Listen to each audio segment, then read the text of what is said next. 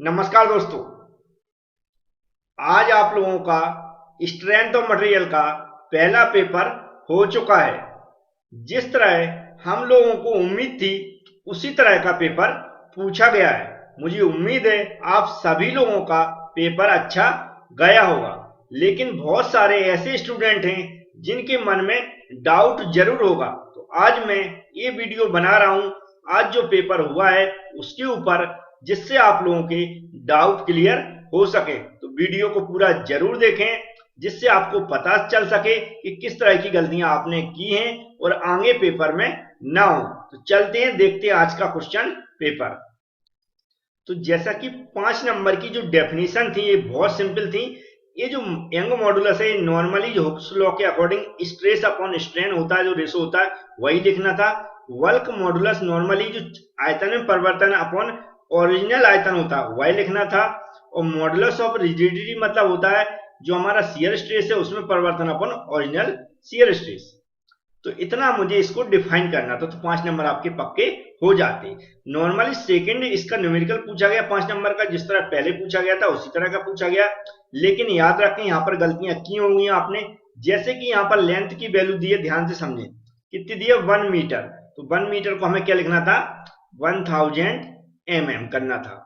यहाँ पर देख रहा है जो डायमीटर दिया है d इक्वल टू क्या दिया हुआ है 1 सेंटीमीटर। तो इसको कितना कर देते हैं हम, इसमें 10 का मल्टीप्लाई हो जाता तो क्या हो जाता 10 mm डायमीटर हो जाता। बकाया डाटा आप देखेंगे जो लोड दिया यहाँ पर आप देख रहे हैं या फोर्स कह सकते हैं, F इक्वल टू दिया 2 किलो न्यूटन। इसको भी हमें 2 इंटू 10 की पावर 3 करना था। इतना मुझे परिवर्तन करना था क्योंकि आगे देखो mm ए भी दिया है, mm ए भी दिया है और कोई परिवर्तन नहीं करना था। अब यहाँ पर देख रहे हैं हमें सबसे पहले क्या निकालना था पॉइजन रेशो। तो पॉइजन रेशो हम लोग जानते हैं क्या होता है। पॉइजन रेशो को हम जो जो लेटरल स्ट्रेन होता है, लेटरल स्ट्रेन मतलब होता है change in diameter upon original diameter. और फिर क्या होता है change in length upon original length. मतलब ऊपर हमें क्या करना था जो डायमीटर परिवर्तन यहाँ पर आप देख सकते हैं दिया गया डायमीटर परिवर्तन कितना दिया है, लेंथ में परिवर्तन 1 mm में and diameter is reduce, diameter में परिवर्तन 0.001 mm। मतलब यहाँ पर क्या करना था मुझे 0.001 mm में कितने का 10 mm का भाग देना था। जो वैल्यू आएगी यहाँ पर ऊपर रखना था। फिर बटे में चेंज इन लेंथ मतलब 1 mm में हमें क्या करना था जो यहाँ 1000 दिया इसका भाग देके फिर जो वैल्यू आती है उसको यहाँ रखना था। फिर इसको हमें कैलकुलेट करके जो भी आंसर आता है उसको निकालना था। सेकंड पॉइजन रेशो निकलने के बाद हमें यंग मॉडुलस निकालना था, जो कि आप फॉर्मूला बहुत अच्छे से समझते होंगे। E इक्वल टू क्या होता force upon area multiply length upon change in length. अब चेंज इन लेंथ की वैल्यू ऑलरेडी दी गई है जैसा कि आप देख सकते हैं 1 mm। एरिया हमें निकालना था, एरिया कैसे निकालते हैं हम π/4 इंटू डी स्क्वायर से। डी की वैल्यू हम देख रहे हैं डायमीटर दिया है तो डायमीटर रखकर ये वैल्यू निकाल लेते, तो एरिया यहाँ पर रख देते। फोर्स की वैल्यू हमने जैसे परिवर्तन करके बताया 2 इंटू 10 की पावर 3 इसको रखना था। एल की वैल्यू हमने यहाँ पर बताई इसको रखना था। इस तरह हमारा ई भी आ जाता। जो भी वैल्यू आई होगी आपको कम से कम प्रोसीजर समझ लें कि हमें करना क्या था। तो इस तरह दोनों आपने निकाल लिए होंगे मुझे उम्मीद है। अब चलते नेक्स्ट क्वेश्चन कैसा था उसको भी देख लेते हैं। तो इसी का सेकंड भाग और करके पूछा गया था, ये मैंने आपको नहीं बताया था ना, मैंने बोला था कि आपको याद करना, तो मैं इसको बता भी नहीं रहा हूं क्योंकि हमारे पहले क्वेश्चन से 10 नंबर ऑलरेडी सिंपल पूछा गया था। जैसा मैंने बताया था उस तरह का पूछा गया था तो आपसे बन गया होगा। और पीडीएफ में भी वह मैंने सारे क्वेश्चन ऐड किए थे जिसने भी परचेज की होगी। तो इससे मैं कोई मतलब नहीं, जिस सेक्शन को मैंने करवाया था उसी से मैं मतलब रखूंगा। तो ये 5 नंबर का फ्री का क्वेश्चन पूछा गया था। हमें क्या करना था ड्रॉ करना था सिंपली सपोर्टेड बीम। ऐसा बस कर देना था आपको। ये सिंपली सपोर्टेड बीम हो गई और यहाँ पर कोई भी ए बी अगर इसको मान लें मैं तो ये क्या हो जाएगा आर रिएक्शन फोर्स, इधर आर बी रिएक्शन फोर्स, ऐसा दिखाना था। सिंपली वह कैंटिलीवर बीम भी बनाना था। कैंटिलीवर बीम ऐसे ही दिखा देते आप ए और बी करके। और जिसने थ्योरी लिख दी होगी तो और अच्छी बात है कि सिंपली सपोर्टेड बीम क्या होती है और कैंटिलीवर बीम क्या होती है। फिक्स्ड बीम दिखाना था मुझे जिसके दोनों एंड इस तरह फिक्स कर देते और इस तरह हमारा ए बी एंड हो जाता। तो इस तरह आपको बड़े आसानी से दिखा दिया होगा। तो ये 5 नंबर सभी के पक्के हो जाएंगे मुझे उम्मीद है। ये भी क्वेश्चन बन गया होगा। अब इसी का जो नेक्स्ट क्वेश्चन था जैसे मैंने बताया था 20 नंबर का क्वेश्चन पूछे जाएंगे simply supported shear force and bending moment diagram से। तो 20 नंबर के ही पूछे गए। अब जो 14 नंबर का क्वेश्चन पूछा गया उसको देखते हैं कैसा पूछा गया। तो बहुत ही सिंपल, ऊपर का जो क्वेश्चन था उससे मुझे कोई मतलब नहीं, वो आप बना, हो सकता है बहुत में गलती हो जाए, लेकिन ये सभी ने बनाया होगा क्योंकि सिंपल था। 15 नंबर का पूछा गया था, 14 का नहीं 15 का पूछा गया था, क्योंकि बहुत सारे क्वेश्चन में 6 का और 14 का रेशो है, लेकिन यहाँ पर 5 और 15 का रेशो दिया गया, तो 5 नंबर का बड़े आसानी से बन गया। 15 नंबर का सबसे बना होगा। यहाँ पर आप देख सकते सिर्फ उसकी वैल्यू 2 हो जाएगी, यहाँ पर कितनी हो जाएगी 6 हो जाएगी, और यहाँ पर 6 6 12 हो जाएगी, और यहाँ पर भी 12 हो जाएगी, जो सबसे ड्रॉ हो गया होगा। यहाँ पर 0 हो जाएगा बेंडिंग मोमेंट, यहाँ पर बेंडिंग मोमेंट कितना हो जाएगा 4 इंटू 3, मतलब 12 हो जाएगा 4 इंटू 3। यहाँ पर आप देखेंगे तो कितना हो जाएगा 6 कितना हो जाएगा, यहाँ पर देखेंगे तो ये तो सॉरी, बेंडिंग मोमेंट अगर निकालेंगे तो एम डी इक्वल टू क्या हो जाएगा 0 हो जाएगा, चेक कर लें एक बार। और एम सी इक्वल टू देखेंगे तो जो ए फोर्स है कितना -2 इंटू 3, तो कितना हो जाएगा -6 हो जाएगा। इस तरह हम किस पे निकालेंगे, एम बी पर निकालेंगे। किस पे निकाला है, एम बी पर निकाला, तो बी पर निकालेंगे तो ये जो पहला फोर्स है कितना -4 इंटू कितना हो जाएगा 2, फिर -2 इंटू कितना हो जाएगा 5, तो इस तरह कितना निकालेंगे -8 -10 कितना हो जाएगा -18 हो जाएगा। तो इस तरह हम किस पे बी पर भी निकाल लेंगे। अब बचा ए पर, तो ए पर बड़ा निकाल, इस पर कोई फोर्स नहीं है, तो ये सारे हम कैसे कर सकते हैं, एम एच कल टू कैसे निकाल लेंगे। फर्स्ट वाला देखेंगे तो कितना हो जाएगा -6 इंटू 3, फिर -4 इंटू 5, फिर -4 इंटू 5 हो गया 2 इंटू 3 3 6 2 8 8 हो जाएगा। इस तरह तीनों फोर्सों को लिखना था, हमें क्या करना पड़ा, -18 हो जाएगा, -20 हो जाएगा, -16 हो जाएगा। इन तीनों को आप ऐड कर दें, जो भी वैल्यू आएगी उससे आप चेक कर लें, तो ए भी आपसे बन गया होगा। अब चलते हैं नेक्स्ट क्वेश्चन देखते हैं। तो ये 6 नंबर का क्वेश्चन पूछा गया था, बहुत सारे स्टूडेंटों ने हमारी पीडीएफ परचेज की है, उसमें ये दोनों क्वेश्चन दिए हैं। एक तो क्या है, न्यूट्रल एक्सिस इन बीम में क्या होती है न्यूट्रल एक्सिस, उस पर थोड़ा सा शॉर्ट नोट लिखना था। नेक्स्ट क्या था, बेंडिंग इक्वेशन तो आपको सबको याद होना चाहिए, मुझे लगता है बेंडिंग इक्वेशन जो रहती है उसको हमें याद करना था, क्योंकि हम जब हमने शाफ्ट के न्यूमेरिकल पढ़े हुए थे, नहीं सॉरी स्प्रिंग के पढ़े हुए थे,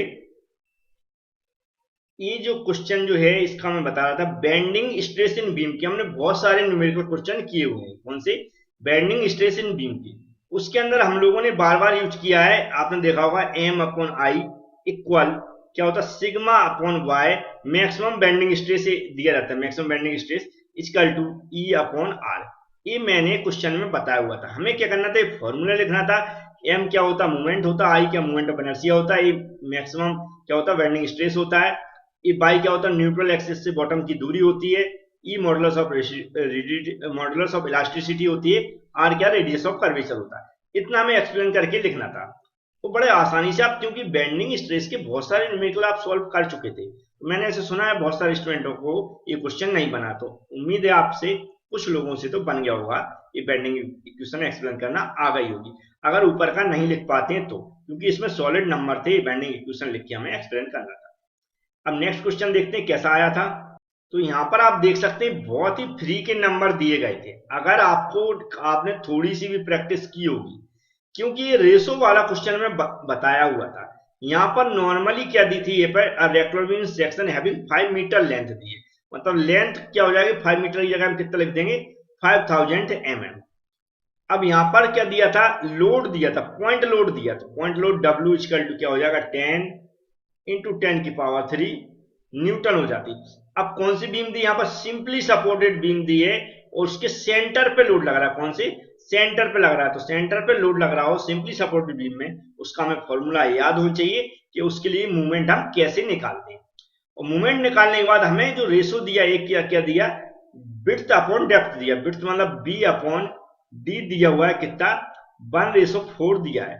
हमें यहाँ डेप्थ की वैल्यू चाहिए होती है, D इक्वल टू हमें क्या करना था 4B हो जाता। अगर इसी से हम बाई जब निकालना होता तो क्या हो जाता, बाई इक्वल टू क्या होता, डेप्थ का आधा होता, तो क्या हो जाता 2B हो जाता।